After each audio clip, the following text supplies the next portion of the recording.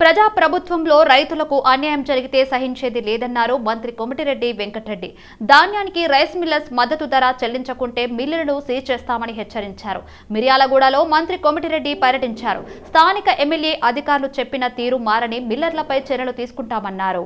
Senior మంత్రిగా మిల్లర్లను తాను హెచ్చరిస్తున్నానని అన్నారు. ప్రభుత్వం మిమ్మల్ని అన్ని రకాలుగా ఆదుకున్నప్పుడు రైతులకు మేలు చేయడానికి ప్రయత్నం చేయండి అని మిల్లర్లను కోరారు. అకాల వర్షాలకు కలిగిన పంట నష్టాన్ని అంచనా వేసి రైతులకు నష్టపరిహారం అందిస్తామని మంత్రి హామీ ఇచ్చారు.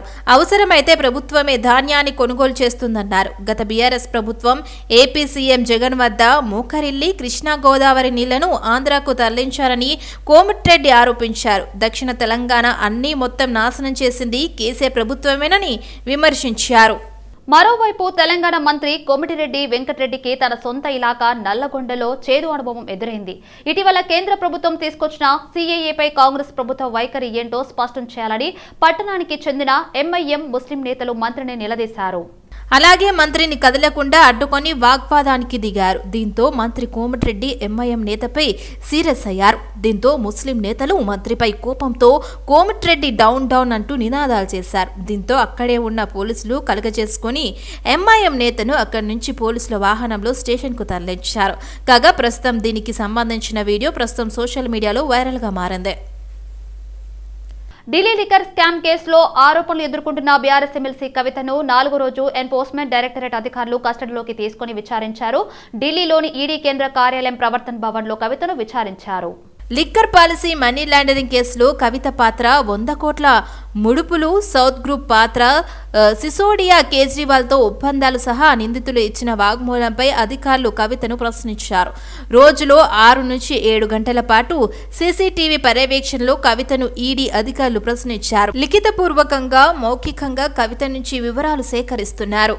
తెలంగాణ ఇన్ఛార్జి గవర్నర్గా సిపి రాధాకృష్ణన్ ప్రమాణ స్వీకారం చేశారు. 2024 మార్చి 20వ తేదీ ఉదయం 11:15 రాజ్ భవన్లోని దర్బార్ హాల్లో ప్రమాణ స్వీకారోత్సవం జరిగింది. Telangana high court chief justice Alok Aradhe ఆయనతో ప్రమాణం చేయించారు. ఈ కార్యక్రమానికి సీఎం రేవంత్ రెడ్డి, హర్యానా గవర్నర్ బండారు దత్తాత్రేయ హాజరయ్యారు. సిపి రాధాకృష్ణన్ కు తెలంగాణతో పాటు పుదుచ్చేరి లెఫ్టినెంట్ గవర్నర్ గాను బాధ్యతలు అప్పగించారు. కాగా 2023 ఫిబ్రవరి నుంచి సిపి రాధాకృష్ణన్ జార్ఖండ్ గవర్నర్ గా నియమితులయ్యారు. తమిళనాడుకు చెందిన సిపి రాధాకృష్ణన్ 16 ఏండ్లకే ఆర్ఎస్ఎస్ లో చేరారు. అయితే జెన్సంగ్ బీజేపీలోకి కీలక నేతగా ఎదిగారు. తమిళనాడులోని కోయంబత్తూరు నుంచి 1998, 1999లో బీజేపీ ఎంపీగా గెలిచి 2004, 2009, 2019లో ఓడిపోయారు. తమిళనాడు బీజేపీ స్టేట్ ప్రెసిడెంట్గా పనిచేశారు. ఫిబ్రవరిలో జార్ఖండ్ గవర్నర్గా నియమితులయ్యారు. కాగా తెలంగాణకు వరుసగా తమిళనాడుకు చెందిన వ్యక్తులే గవర్నర్గా నియమితులవుతున్నారు.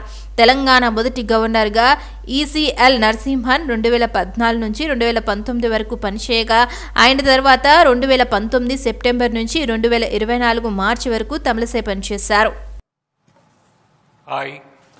I, Chandravaram Ponuswamy Radhakrishnan, do swear in the name of God that I will faithfully discharge the functions of the Governor of Telangana and will, to the best of my ability, preserve, protect and defend the Constitution and the law, and that I will devote myself to the service and well-being of the people of Telangana.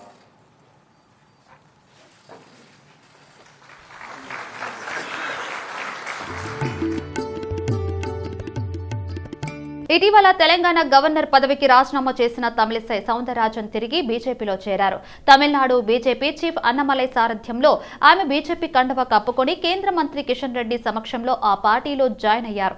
కాగా తమిళిసై గతంలో Tamil Nadu BJP chief గా కూడా బాధ్యతలు స్వీకరించారు. ఆమె గత 20 సంవత్సరాలుగా BJP నాయకురాలిగానే కొనసాగుతున్నారు. అయితే 2019లో కేంద్ర ప్రభుత్వం ఆమెను తెలంగాణ గవర్నర్గా నియమించడంతో గత 5 సంవత్సరాలుగా ఇక్కడే ఉండే గవర్నర్గా బాధ్యతలు నిర్వహించారు. పార్లమెంట్ ఎన్నికల్లో తమిళనాడులో బీజేపీ అత్యధిక స్థానాల్లో విజయం సాధించడం కోసం గవర్నర్ పదవికి రాజీనామా చేసిన ఆమె ఈ రోజున తిరిగి రాజకీయాల్లోకి వచ్చారు. తమిళనాడులోని తమిళసై ఫైర్ బ్రాండ్గా గుర్తింపు పొందారు. బీజేపీలో చేరిన తర్వాత తమిళసై సౌందరరాజన్ మాట్లాడుతూ, నేను ఎన్నికల్లో పోటీ చేయాలనుకుంటున్నాను. నేను బీజేపీ సభ్యత్వాన్ని రిగి తిరిగి పొందటం నాకు సంతోషంగా ఉంది. ఇది నాకు సంతోషమైన రోజు. గవర్నర్గా నాకు చాలా సౌకర్యాలు ఉన్నప్పటికీ ఆ పదవిని విడిచిపెట్టాను. అందుకు నేను 1% కూడా చింతించను. రాబోయే రోజుల్లో తమిళనాడులో కమలం వికసిస్తుందని తమిళసై ధీమా వ్యక్తం చేశారు. మహబూబ్ నగర్ జడ్పీ చైర్పర్సన్ స్వర్ణ సుధాకర్ రెడ్డి కాంగ్రెస్ లో చేరారు. సీఎం రేవంత్ రెడ్డి ఆమెకు పార్టీ కండువా కప్పి ఆహ్వానించారు. ఏఐసీసీ కార్యదర్శి వంశీచంద్రారెడ్డి, ఎమ్మెల్యే మధుసూదన్ రెడ్డి కార్యక్రమంలో పాల్గొన్నారు. ఇటీవల కాంగ్రెస్లోకి నేతల వలసలు పెరిగాయి. చేవెళ్ల ఎంపీ రంజిత్ రెడ్డి, ఖైరతాబాద్ ఎమ్మెల్యే దానం నాగేందర్, మాజీ ఎంపీ జితేందర్ రెడ్డి తదితరులు ఆ పార్టీలో చేరారు. గత ప్రభుత్వం మీద బురద చల్లే నేపంతో రైతులను ఇబ్బంది పెడుతున్నారని మాజీ మంత్రి నిరంజన్ రెడ్డి విమర్శించారు. ఓవైపు నీటి ఎద్దడి, మరోవైపు అకాల వర్షాలతో వేలాది ఎకరాల్లో పంట నష్టపోయిన అన్నదాతలకు పరిహారం అందించాలని డిమాండ్ చేశారు. తాము అధికారంలో ఉన్నప్పుడు డిజాస్టర్ మేనేజ్మెంట్ కింద ఎకరాకి 3,000 రూపాయలే ఇవ్వాల్సి ఉన్నా రైతుల కోసం ఎకరాకి 10,000 సహాయం చేసినట్లు వివరించారు. రైతు బంధు ఇచ్చేందుకు లేని డబ్బులు కాంట్రాక్టర్లకు ఇచ్చేందుకు ఎలా వచ్చాయని ప్రశ్నించారు. అప్పులంటూ కేసీఆర్పై దుష్ప్రచారం చేసిన కాంగ్రెస్ సర్కార్ 100 రోజుల్లోనే 16,500 కోట్ల రుణాలు ఎందుకు చేసిందని ధ్వజమెత్తారు. బారాసా హయాంలో చేపట్టిన ఉద్యోగాలకు నియామక పత్రాలిచ్చి కాంగ్రెస్ పేరు చెప్పుకోవడం సిగ్గుచేటని మండిపడ్డారు. రాజకీయాలు మాని రైతులను ఆదుకోవాలని నిరంజన్ రెడ్డి విమర్శించారు. 3.5 ఎకరాలలోపు మాత్రమే రైతు బంధు ఇచ్చి చేతులు దులుపుకొని మేము మొత్తం 80% చేసినామని చెప్పి మాట్లాడుతున్నారు. ఏ లేదంటే చెప్తాను కొడతామని మాట్లాడతారు. అసభ్యకరంగా మాట్లాడతారు. ఇంత ఇచ్చినాం ఇంత ఇస్తామని రోజువారీ ప్రకటన చేయడానికి చేత కాదు, కానీ ఇవ్వలేదని అడిగినటువంటి వాళ్ళను చాలా రోషంగా మాట్లాడి పరుషంగా మాట్లాడుతున్నారు. కరెంటు నీళ్ళు అనేకే ఎందుకు చేతనే తెలియదు ప్రభుత్వానికి. గతంలో వరుసగా కరెంటు నీళ్లను మేము ఎట్లా ఇవ్వగలిగినాం కేసీఆర్ ప్రభుత్వంలో. 100 రోజుల్లోపే అతలాకుతలం చేసేస్తారు మొత్తం. వ్యవసాయం అంటే అత్యంత ఆశతో సంతోషంగా అప్పటిదాకా భూములను వదిలిపెట్టిన రైతులు సైతం, పట్టణాలలో ఉండేటువంటి రైతులు సైతం తిరిగి వచ్చి గ్రామాలలో వ్యవసాయాన్ని చాలా ఆపేక్షగా చేసేటువంటి పరిస్థితి మేము కల్పిస్తే మళ్ళీ వ్యవసాయం అంటే మునుపటి రోజులు గుర్తుకు తెస్తున్నారు. మరి దీని బదులు ఇంకేదైనా పని చేసుకొని బతుకుతున్నారు దేవుడా అనేటువంటి ఒక దుస్థితిని కాంగ్రెస్ ప్రభుత్వం కల్పిస్తూ ఉంది. నీళ్లు ఉన్న కాడికి ఉన్న నీళ్లను రిజర్వాయర్లలో ఏ మేరకు ఉంటే ఆ మేరకు ఈ మేరకు ఇస్తామని చెప్పి ముందే ప్రకటించమని చెప్తానంటే ఆనాడు ఎన్నికలైన వెనువెంటనే మేము చెప్పినాం. డిసెంబర్ 1st వీక్లో చెప్పినాం. ఫలితాలు వచ్చి ప్రభుత్వం ఏర్పడిన వెనువెంటనే చెప్పినాం. యాసంగి స్టార్ట్ అవుతుంది, ఎంత మేరకు ఇస్తారు రైతులకు, ఆయా రిజర్వాయర్లలో ఉండేటువంటి నీళ్ళన్నీ చూసుకొని మీరు పద్ధతి ప్రకారంగా మీరు కాషన్ చేసి చెప్పండి అని చెప్పినాం. పట్టించుకోలే. రాజకీయాల మీద విద్వేషంగా గత ప్రభుత్వం మీద, ప్రభుత్వ అధినేత మీద మాట్లాడడానికే పరిమితం అయిపోయినారు.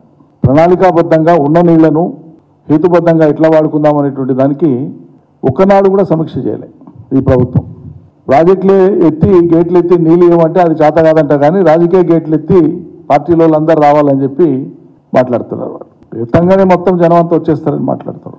రాజకీయాల మీద ఉన్నటువంటి దృష్టి మక్కువ రైతాంగం మీద లేదు. అయిపోయినాయి కదా రాజకీయాలు, ఎన్నికలు అయిపోయారు, మీ ప్రభుత్వం ఏర్పడే ఈ మళ్ళీ 5 ఏళ్లకు ఈ లోపల చేయాల్సిన పని ఎందుకు ఎన్నికైందో ఆ పని చేయాలి కదా.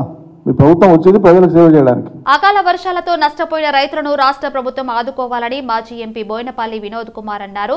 రైతులు ఆరుగాలం శ్రమించి వేలాది రూపాయలు ఖర్చు పెట్టి పంటలు సాగు చేసుకున్నారని, వడగళ్ల వర్షంతో రెక్కల కష్టం నేల పాలవడంతో రైతులు కన్నీరు పెడుతున్నారని అన్నారు. ముస్తాబాద్ మండల కేంద్రంతో పాటు ఫోల్గల్తూర్, సేవాల్ తాండా, గన్నెవానిపల్లి, తంగళ్లపల్లి మండలం, ఓబులాపూర్ మార్గాలలో పర్యటించినట్లు చెప్పారు. వడగళ్ల ప్రాంతంలో వరి పంట పూర్తిగా దెబ్బతిందన్నారు. వ్యవసాయ అధికారులతో సర్వే చేయించాలని, పంట నష్టం అంచనా వేయాలని కోరారు. నష్టపరిహారం అందేలా చర్యలు చేపట్టాలన్నారు. వడగళ్ల వర్షం కారణంగా నష్టపోయిన రైతులకు ప్రభుత్వం ఎకరాకి 10,000 అందించాలని డిమాండ్ చేశారు. తెలంగాణలో రైతు రాజ్యం పోయిందని, 10 ఏళ్ల క్రితం ఉన్న రాజ్యం మళ్లీ వచ్చిందని రైతులు బాధపడుతున్నారన్నారు.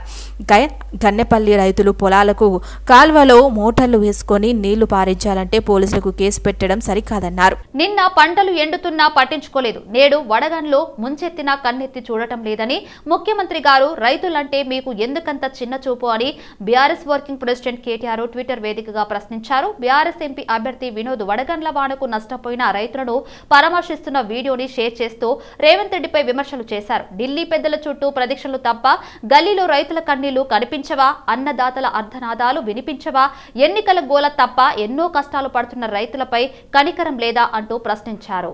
అలాగే సీట్లు ఓట్ల పంచాయతీ తప్ప అన్నదాతల ఆత్మహత్యలు చేసుకుంటున్నా ఆదుకోరా? ప్రజాపాలన అంటే 24 గంటల భక్తి రాజకీయమేనా?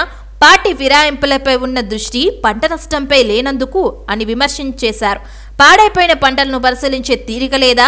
హైకమాండ్ చుట్టూ చెక్కర్లు కొట్టి రైతుల సమస్యలు వినే ఓపిక లేదా? ఇంతకాలం పచ్చని ఫైళ్లు ఎండుతున్నా సాగునీరు ఇవ్వటం చేత కాలేదు.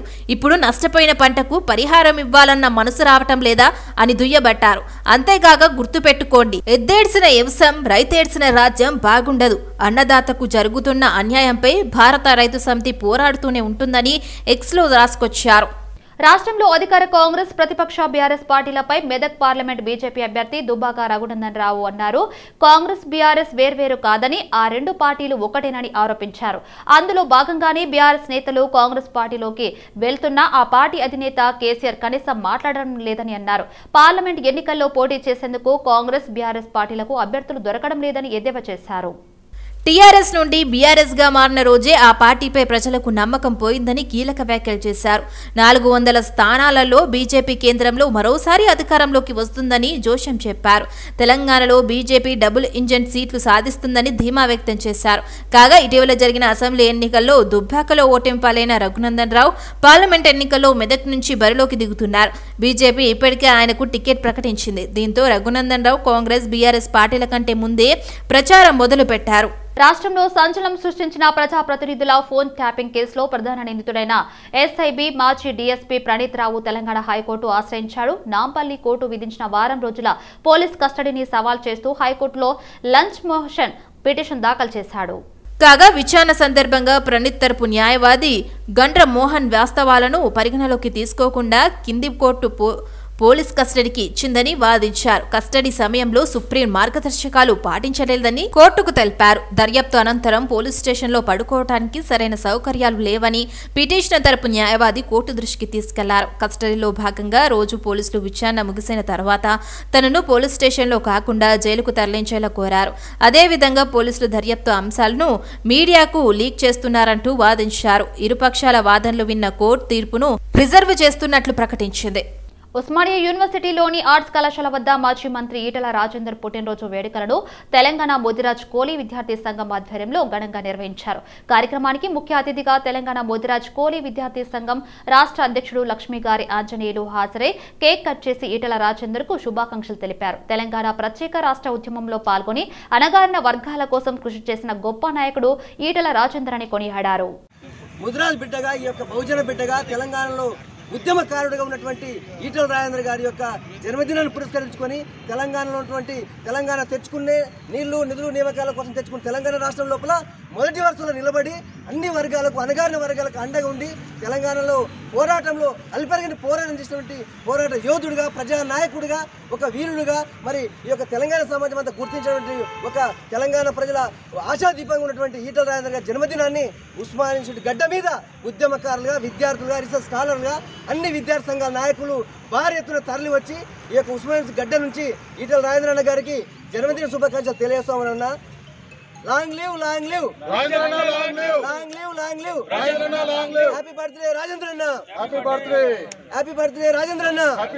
మల్కజ్గిరి పార్లమెంటు నియోజకవర్గానికి సంబంధించి ప్రతి ఒక్కరం కలిసికట్టుగా పనిచేసి బీఆర్ఎస్ పార్టీ జెండా ఎగురవేస్తామని ఆ పార్టీ మల్కజ్గిరి పార్లమెంట్ అభ్యర్థి రాగిడి లక్ష్మారెడ్డి ధీమా వ్యక్తం చేశారు.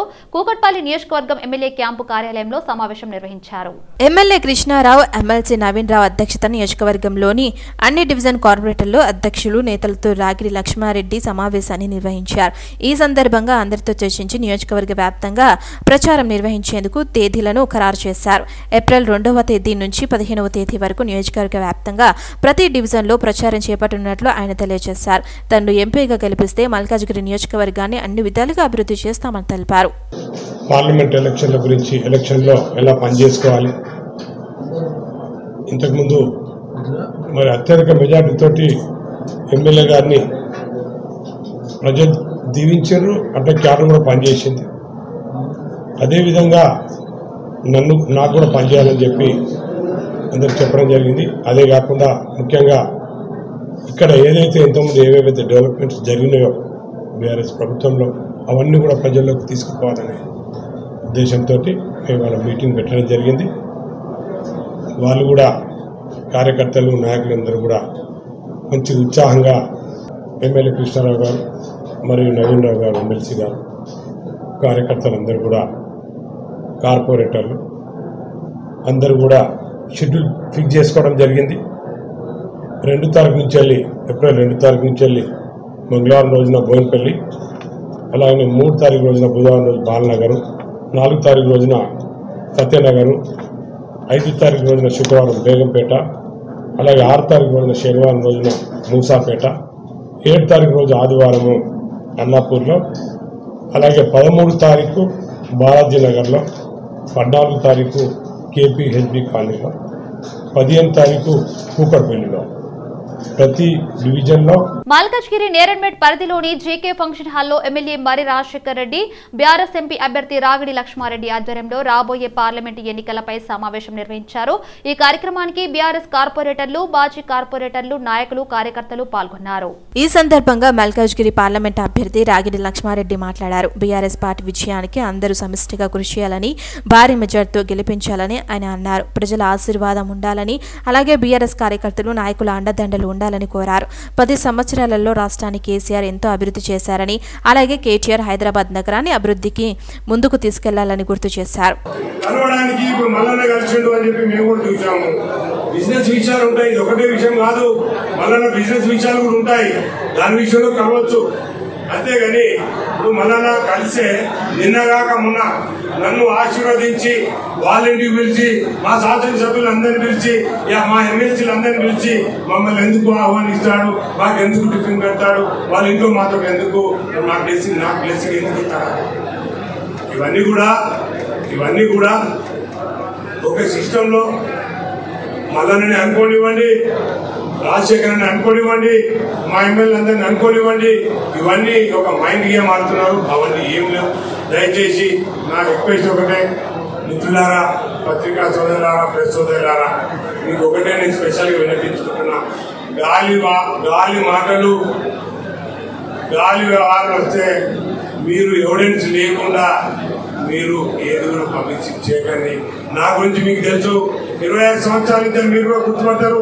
ఓ నన్ను గుర్తుపట్టావానే, ఓ తమ్ముడు నువ్వు గుర్తుపట్టావా, నన్ను ఓ అమ్మా నిన్ను గుర్తుపట్టావా లేదా, నన్ను 25 సంవత్సరాల నుంచి వెళ్ళి నేను ప్రజాక్షేత్రంలో ఉన్న, ప్రజలతో ఉన్న, ఎన్నో సేవా కార్యక్రమాలు చేసిన స్థానికుడిని.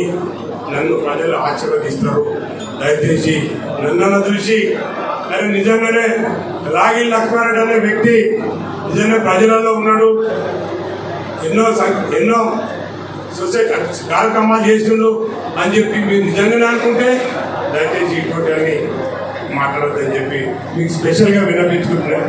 సిపిఐ సీనియర్ నేత నారాయణ అస్వస్థతకు గురయ్యారు. రిబ్ ఎముక విరగడంతో ఆసుపత్రిలో చేరారు. వైద్యులు ఆయనకు 2 వారాల విశ్రాంతి సూచించారని పార్టీ వర్గాలు తెలిపాయి. ఈ నెల 16న కామారెడ్డిలో జరిగిన ఓ వివాహానికి నారాయణ హాజరయ్యారు. ఈ సందర్భంగా వధూవరులను ఆశీర్వదించేందుకు వేదిక మీదకు వెళుతుండగా జారిపడ్డారు. అప్పటికి పెద్దగా ఇబ్బంది కలగకపోవడంతో అశ్రద్ధ చేశారు.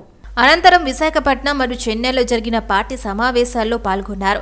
ఈ సమయంలో నొప్పి ఎక్కువ కావడంతో డాక్టర్లను సంప్రదించగా రిబ్ ఎముక విరిగినట్లు వైద్యులు నిర్ధారించారు. చికిత్స చేసి పంపిస్తూ 2 వారాల పాటు విశ్రాంతి తీసుకోవాలని ఏఐజీ ఆసుపత్రి వైద్యులు సూచించారు. దీంతో హైదరాబాద్లోని తన నివాసంలో విశ్రాంతి తీసుకుంటున్నట్లు నారాయణ తెలిపారు. లోక్సభ ఎన్నికలు 2024లో భాగంగా ఏప్రిల్ 19న జరగనున్న తొలి దశ పోలింగ్ కు కేంద్ర ఎన్నికల సంఘం నోటిఫికేషన్ విడుదల చేసింది. రాష్ట్రపతి తరపున ఎన్నికల సంఘం ఈ నోటిఫికేషన్ జారీ చేసింది. నామినేషన్ పత్రాల సమర్పణకు మార్చి 27 చివరి తేదీగా ఉంది. అయితే బీహార్లో 27న పండుగ ఉండటంతో 28 వరకు ఎలక్షన్ కమిషన్ అవకాశం కల్పించింది. మార్చి 28 నామినేషన్ పత్రాల పరిశీలన ఉంటుందని, బీహార్లో మార్చి 30న పరిశీలన ఉంటుందని వివరించింది. ఇక నామినేషన్ల ఉపసంహరణ గడువు మార్చి 30 అని, బీహార్లో ఏప్రిల్ 2 వరకు అవకాశం ఉంటుందని వివరించింది. ఈ నోటిఫికేషన్తో లోక్సభ ఎన్నికల తొలి దశ ఎన్నికల ప్రక్రియ మొదలైంది. కాగా ఈ నోటిఫికేషన్తో దేశవ్యాప్తంగా 21 రాష్ట్రాలు, కేంద్రపాలిత ప్రాంతాల్లోని 102 లోక్సభ స్థానాలకు ఏప్రిల్ 19న పోలింగ్ జరగనుంది. అత్యధిక తమిళనాడులో 39 ఎంపీ స్థానాలకు ఒకే విడతలో పోలింగ్ నిర్వహించనున్నారు. రాజస్థాన్లో 12 సీట్లు, ఉత్తరప్రదేశ్లో 8, మధ్యప్రదేశ్లో 6, అస్సోం, మహారాష్ట్ర, ఉత్తరాఖండ్ రాష్ట్రాల్లో 5 స్థానాల చొప్పున చొప్పున బీహార్లో 4, పశ్చిమ బెంగాల్లో 3, మణిపూర్, అరుణాచల్ ప్రదేశ్, మేఘాలయ రాష్ట్రాల్లో 2 సీట్ల చొప్పున, ఛత్తీస్గఢ్, మిజోరాం, నాగాలాండ్, సిక్కిం, త్రిపుర, అండమాన్ నికోబార్, జమ్మూ కాశ్మీర్, లక్షద్వీప్, పుదుచ్చేరిలో ఒక్కో స్థానానికి పోలింగ్ జరగనుంది. కాగా ఏప్రిల్ 19న మొదటి దశ, కాగా ఏప్రిల్ 26, మే 7న, మే 13, మే 20, మే 25న, జూన్ 1 తేదీలలో తదుపరి దశ ఎన్నికలు జరగనున్నాయి. జూన్ 4న కౌంటింగ్ జరగనుంది. కొత్తపేట డివిజన్ తెలంగాణ పార్క్ లో స్థానిక కార్పొరేటర్ నాయకోటి పవన్ కుమార్ పర్యటించి పార్క్ లో ప్రజలు కూర్చునేందుకు వీలుగా 8 బెంచ్లను ఏర్పాటు చేశారు. ప్రతిరోజు ఉదయం సాయంత్రం ప్రజలు పార్క్ లో వాకింగ్ కోసం, వ్యాయామం కోసం వస్తుంటారని, వాళ్ళ కోసం సేద తీరేందుకు కూర్చోవడానికి ఉపయోగపడతాయని తెలిపారు. త్వరలోనే పార్క్ మరింత అభివృద్ధి జరిగి ప్రజలకు అందుబాటులోకి వస్తుందని అన్నారు. ఈ పర్యటనలో విజయభాస్కర్, మంచి రాజేష్, సుందర్ నారాయణ, అశ్విన్ సింగ్, కొత్త తిరుమల, రాకేష్ యాదవ్, మహేందర్ యాదవ్, వెంకటరెడ్డి, రైక శ్రీనివాస్ తదితరులు పాల్గొన్నారు. పటాన్చెరు నియోజకవర్గం BHEL సర్కిల్లో ఏర్పాటైన CMR షాపింగ్ మాల్ ను సినీ హీరో రామ్ పోతినేని ప్రారంభించారు. ఈ కార్యక్రమానికి మరో సీనియర్ సినీ నటుడు తనికెళ్ల భరణి హాజరయ్యారు. BHEL ప్రాంత ప్రజలు అదృష్టవంతులని, CMR షాపింగ్ మాల్ ఇక్కడ ఏర్పాటు చేయడం, అందులో తాను పాల్గొనడం చాలా ఆనందంగా ఉందన్నారు రామ్. నాకు షాపింగ్ అంటే చాలా ఇష్టమని చెప్పారు. ఈ కార్యక్రమంలో CMR చైర్మన్ మా ఊరి వెంకటరమణ, స్థానిక కాంగ్రెస్ నాయకులు, పార్టీ ఇన్ఛార్జ్ కాట శ్రీనివాస్ గౌడ్, జరిపేటి జయపాల్ తదితరులు హాజరయ్యారు.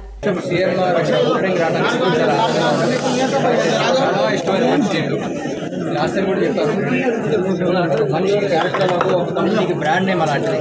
సో ఐ నో రమణ గారు and Balaji very honest sincere people. That reflects in their brand as well. I'm very happy and very honored to be a part of this brand. And చాలా కొనసాగాలి. మీరు ఎలాంటి ఇష్టపడతారు అంటే పైన చూసారు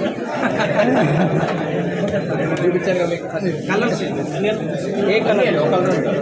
స్పెషల్ డిజైనింగ్ ఎవరు ప్లాన్ నాకు ఇక్కడ చాయిసెస్ కావాలి. సో ఇలాంటి మాల్స్కి వచ్చినప్పుడు చాయిస్ ఎక్కువ ఉంటాయి కదా.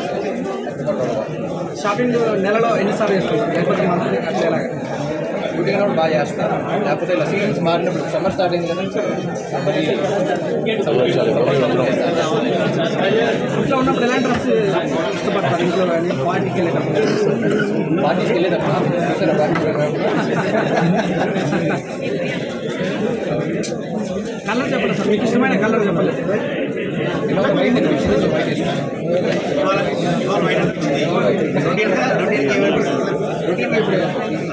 ఈరోజు కాదు మీ డైలీ మీరు మీరే సెలెక్షన్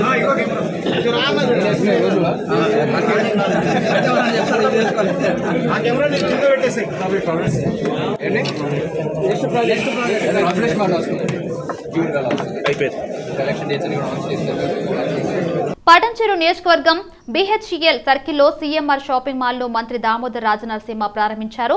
మంత్రిని షాపింగ్ మాల్ నిర్వాహకులు సన్మానం చేశారు. అన్ని వర్గాల ప్రజలను దృష్టిలో పెట్టుకుని షాపింగ్ మాల్ ఏర్పాటు చేశామని CMR చైర్మన్ వెంకటరమణ అన్నారు. దిగువ మధ్యతరగతి స్థాయి నుండి అన్ని వర్గాల వారిని దృష్టిలో పెట్టుకుని ఏర్పాటు చేశామన్నారు. పటాన్చెరు నియోజకవర్గంలో గ్రామీణ నేపథ్యం ఉన్న ప్రాంతాలు ఉన్నందువల్ల నగరంలోకి వెళ్లాలంటే ట్రాఫిక్ ఇబ్బందులు ఉంటాయని, ఇప్పుడు ఆ సమస్య లేదన్నారు. అయితే ఇక్కడే CMR ఏర్పాటు వల్ల అందరికీ దగ్గరగా దుస్తులు అందుబాటులో ఉన్నాయని అన్నారు.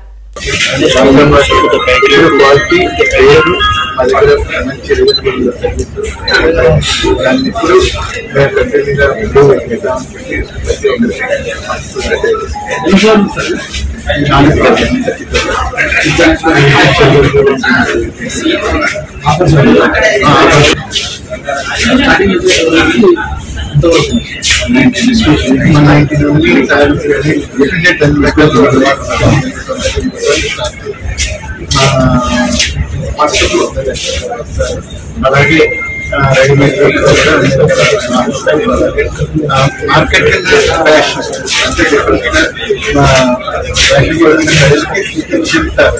నూతనంగా వెరైటీగా మేము